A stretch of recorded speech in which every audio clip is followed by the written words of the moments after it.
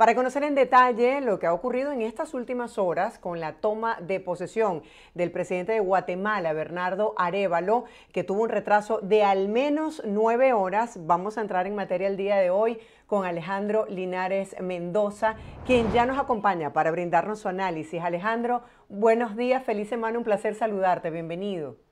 Hola Marjorie, buenos días, es un gusto estar contigo nuevamente. Sí, ponnos en contexto qué motivó este retraso de 9 horas para la toma de posesión del presidente Bernardo Arévalo. Sí, hubo un retraso importante en la instalación de la Junta Directiva del Parlamento, la Junta Directiva del Poder Legislativo en Guatemala. Para que un presidente pueda ser juramentado, primero se tiene que instalar la Junta Directiva del Parlamento, quien juramenta al presidente. Lo repito, hubo un retraso en la instalación de esa Junta Directiva, entre otras cosas, porque fuerzas tradicionales, organizaciones políticas tradicionales, intentaron en lo posible retrasar, dilatar el proceso de instalación de esa junta directiva. De hecho, hubo presidentes, como fue el caso del presidente de Chile y de Paraguay, que tuvieron que retirarse porque tenían otros compromisos y no esperaban un retraso tan dilatado hasta horas de la madrugada de este lunes. ¿De qué manera pudo haber afectado o cómo sería el inicio del presidente en medio de estos conflictos que existen con la oposición? Sí, bueno, lo primero que hay que decir es que por poco, por muy poco, Guatemala estuvo a punto de ser escenario de la violación del hilo constitucional. Se estuvo a punto de quebrar el hilo constitucional. Esto no se logró porque el presidente Arévalo fue juramentado sobre la medianoche de este mismo lunes. Ahora, ¿cuál es el escenario que enfrenta el presidente a partir de este momento? Primero, enfrenta una pobreza de 60%. Luego, enfrenta elevadas tasas de corrupción. De hecho, Guatemala es uno de los países más corruptos de América Latina. Ese es un mal con el que el presidente Arévalo va a tener que luchar. Además, tiene un parlamento en contra porque de 160 legisladores que conforman la Cámara, el partido Semilla, que es el del presidente Arévalo, tiene alrededor de 23 parlamentarios y también tiene un sistema judicial que está en contra. Me refiero particularmente a la Fiscalía General de Guatemala, cuya titular intentó por todos los medios posibles evitar que Arévalo llegara a la presidencia del país.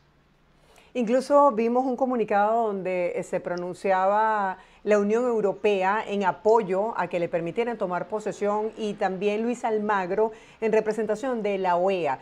Quisiera que nos hablaras un poco de a nivel de la comunidad internacional, cómo fueron estas manifestaciones de apoyo en medio de esta altísima tensión en horas de la noche de ayer. Como suele suceder en cada toma de posesión, en cada juramentación presidencial, hay delegaciones internacionales invitadas. Esta no fue la excepción. Hubo delegaciones de distintos países latinoamericanos y también europeos, porque, por ejemplo, por España estuvo el rey Felipe VI y por la Unión Europea estuvo el jefe de la diplomacia europea, Josep Borrell. Ahora bien, el hecho de que hubiese delegaciones presentes en Guatemala el día de ayer también fue clave para que se procediera a la juramentación de Arévalo, porque fue precisamente la denuncia de esas delegaciones la que de alguna manera permitió hacer presión para que se terminara de conformar la directiva que finalmente terminó juramentando al presidente Arévalo. Sí, me gustaría que profundizaras, Alejandro, y compartieras con la audiencia cuáles son los desafíos que asume el presidente de aquí en adelante, tomando en cuenta que ha hablado sobre el hecho de combatir la corrupción y también el autoritarismo en el país. Sí, cuando el presidente Arévalo se refiere al autoritarismo, habla de una especie de pacto entre políticos para sucederse entre ellos en el poder, de manera que el poder esté básicamente en las manos de una élite. Y la idea es que el poder no salga de esa élite. Arévalo, al parecer, viene a romper con esa linealidad, con esa sucesión de mando entre dirigentes de la élite. Como lo acabo de decir y como tú bien lo apuntaste, Arévalo también tiene que luchar contra la corrupción. De hecho, llega a la presidencia con la promesa de luchar contra la corrupción. Guatemala es uno de los países más corruptos de América Latina según el índice de corrupción de Transparencia Internacional, pero además hay una pobreza que alcanza 60%. Arévalo tiene que trabajar en ese sentido, es decir, tiene que trabajar con la intención de superar esa pobreza y dado su corte progresista, dado su corte socialdemócrata, muy seguramente intentará hacerlo a través de programas sociales. Sí, justamente ayer él decía que estaban tratando de atentar contra el hilo constitucional, como bien lo señalas, que estaban afectando la democracia. Y muchos seguidores de Arévalo, que en su gran mayoría son indígenas, manifestaron su malestar. Quisiera que habláramos un poco de esos gestos de apoyo al presidente pidiendo que se respetara lo que el pueblo había decidido en las urnas. Sí, como te dije hace un momento, una de las principales instituciones que intentó impedir la llegada al poder del presidente Arévalo fue la Fiscalía General de Guatemala. La titular de la Fiscalía General de Guatemala utilizó todos los recursos posibles, todos los recursos a su disposición para evitar que Arévalo se juramentara como presidente.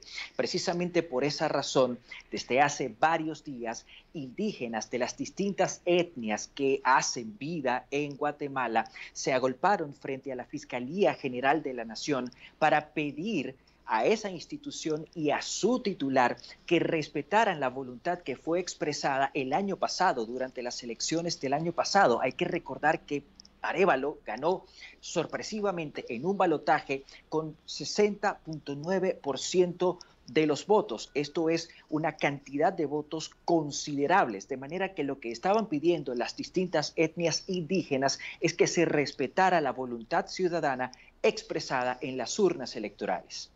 ¿Lo que ocurrió ayer podría traer algún tipo de consecuencia para los responsables?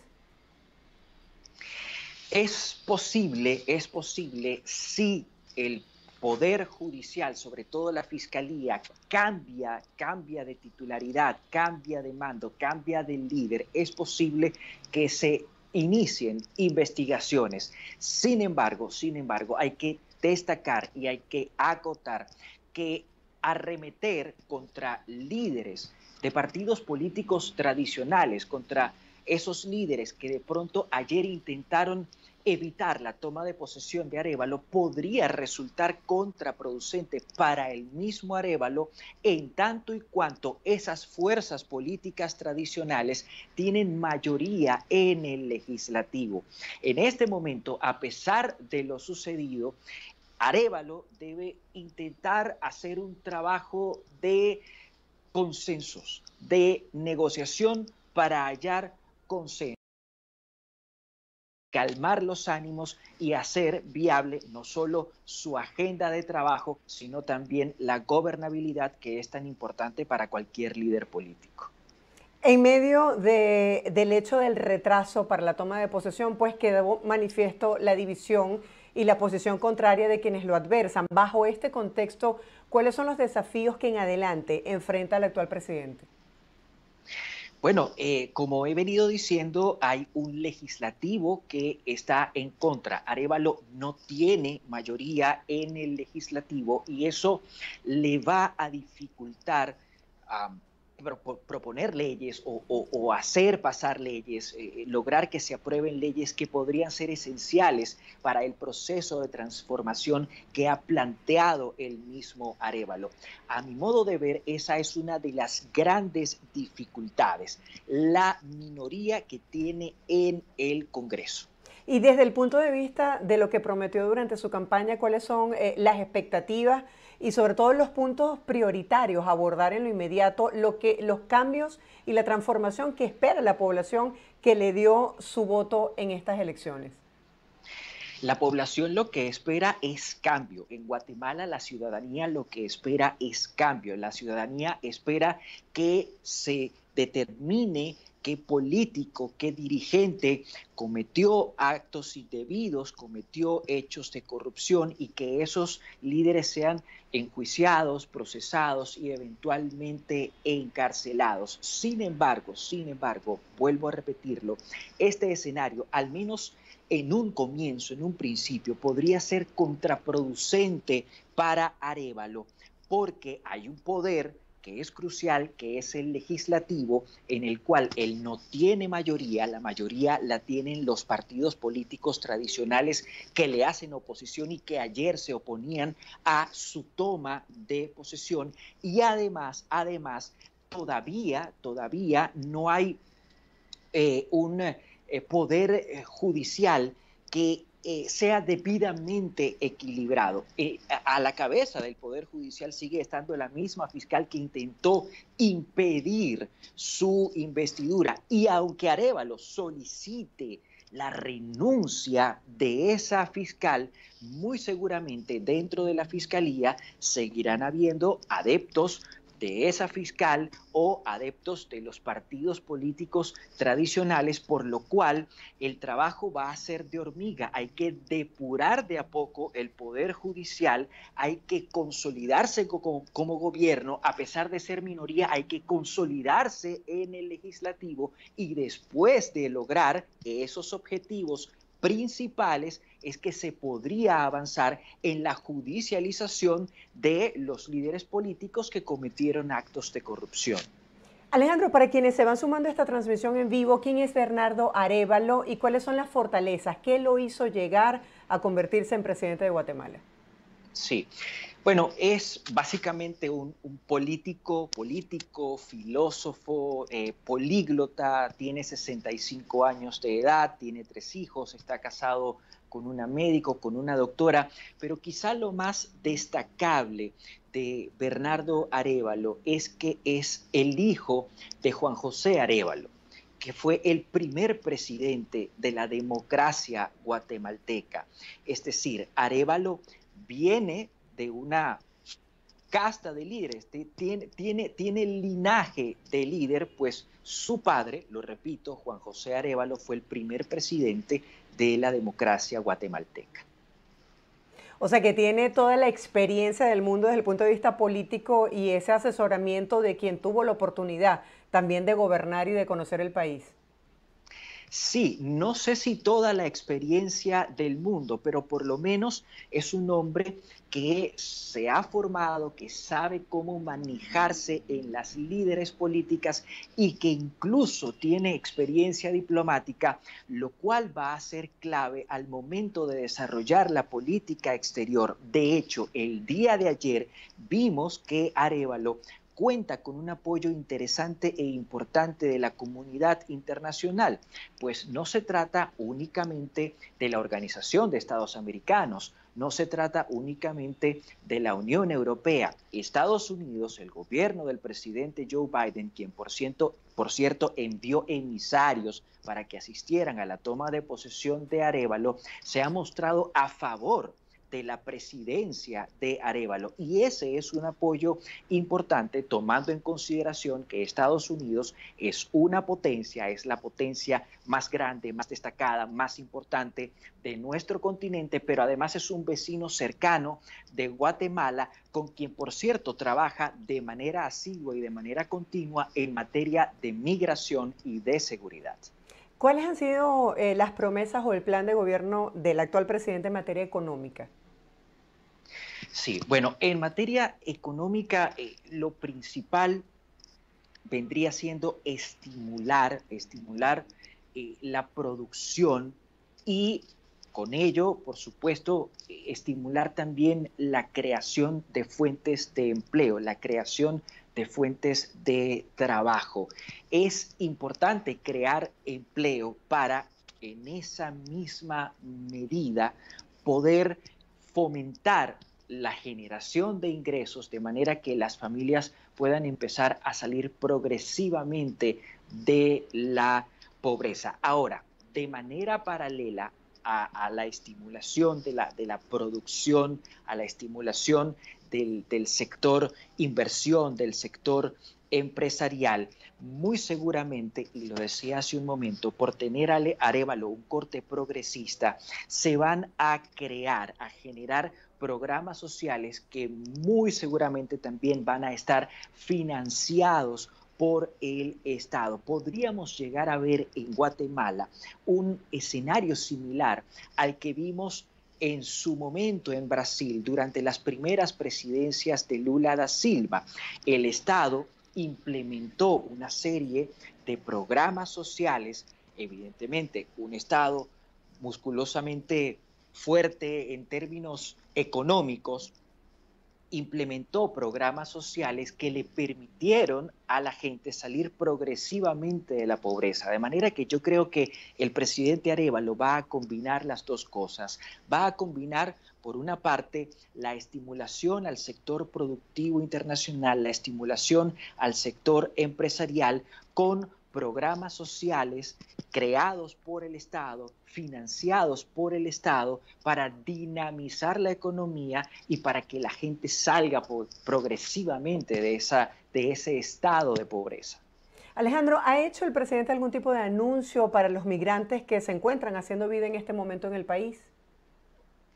Hasta donde tengo entendido, el día de ayer, que fue el día de su toma de posesión, él no habló de migrantes. Él básicamente se refirió a las grandes dificultades que tanto él como su movimiento político tuvieron que afrontar y que superar para poder llegar a la presidencia, a la primera magistratura de Guatemala. Ahora, como lo dije hace un momento, Guatemala es un país que tiene severos problemas de inmigración, no solo porque genera migrantes que terminan llegando a Estados Unidos, sino porque también es un país de tránsito de migrantes. Muchos de esos migrantes que proceden del sur de América, que proceden de América del Sur, pasan en algunas ocasiones por Guatemala para poder llegar a México y para poder continuar posteriormente a Estados Unidos. Entonces, seguramente uno de los temas que va a tener que conversar Arévalo, particularmente con la administración Biden y muy seguramente con la administración que quede a la cabeza de la Casa Blanca luego de las elecciones de noviembre de este año, uno de los temas que va a tener que conversar Arévalo con el gobierno estadounidense es el tema de la migración, cómo manejar la migración. Y otro tema es la seguridad, porque en Guatemala tenemos un fenómeno que es muy parecido al fenómeno que estábamos viviendo en El Salvador o al fenómeno que se vive en Honduras con las pandillas y con el crimen organizado. De manera que es posible que Guatemala vaya a requerir de la ayuda, de la asistencia, no solo económica, sino también logística de Estados Unidos para poder trabajar contra las pandillas y contra el crimen organizado. Ese punto me parece bien importante. ¿Cuáles serían las alianzas? ¿Cómo se perfilan esas relaciones de Guatemala con el resto de los países de la región? ¿Qué se ha dicho en cuanto a política exterior? De momento, Guatemala, por lo visto, guarda buenas relaciones con Estados Unidos. Y eso es clave, eso es importante por lo que acabo de mencionar, por el tema de la migración y por el tema de la seguridad. Pero Guatemala también guarda buenas relaciones, por ejemplo, con Costa Rica, que es un país cercano, es un país vecino. De hecho, ayer, en medio de toda la situación que se estaba viviendo con este retraso a la investidura del presidente Arévalo, el presidente de Costa Rica salió y emitió una serie de comentarios denunciando y rechazando lo que estaba ocurriendo en Guatemala. Es importante que Guatemala tenga una buena relación con sus vecinos más inmediatos. Y luego, en América del Sur, Guatemala tiene, por ejemplo, una buena relación con Colombia. De hecho, el presidente de Colombia se negó a salir de territorio guatemalteco hasta que fuese juramentado el presidente Bernardo Arévalo. También hay buenas relaciones con el Palacio de Planalto, el Palacio de Itamaraty. Me estoy refiriendo a la sede del Ejecutivo y a la sede de la Cancillería brasileña. De hecho, estuvo Geraldo Alckmin ayer en Guatemala como enviado del presidente Lula da Silva. Entonces, Guatemala tiene, por una parte, buenas relaciones con vecinos clave, con vecinos esenciales, vecinos muy, muy cercanos, pero también tiene una buena relación con estos países que, aunque están lejanos, forman parte del mismo continente, y esto le va a permitir a Guatemala no estar aislada, no estar desconectada del panorama y del escenario internacional. Alejandro, gracias por explicarnos en detalle lo que significa esta toma de posesión del presidente de Guatemala y sobre todo las relaciones a nivel internacional con el resto de los países. Estaremos muy pendientes para ver pues cómo se desarrollan los hechos y sobre todo los desafíos que tiene ahora el actual presidente de aquí en adelante. Feliz semana para ti, seguimos en contacto. Gracias a ustedes, Marjorie, siempre será un placer. Era Alejandro Linares Mendoza, internacionalista y periodista venezolano, hablando el día de hoy sobre este análisis de Guatemala.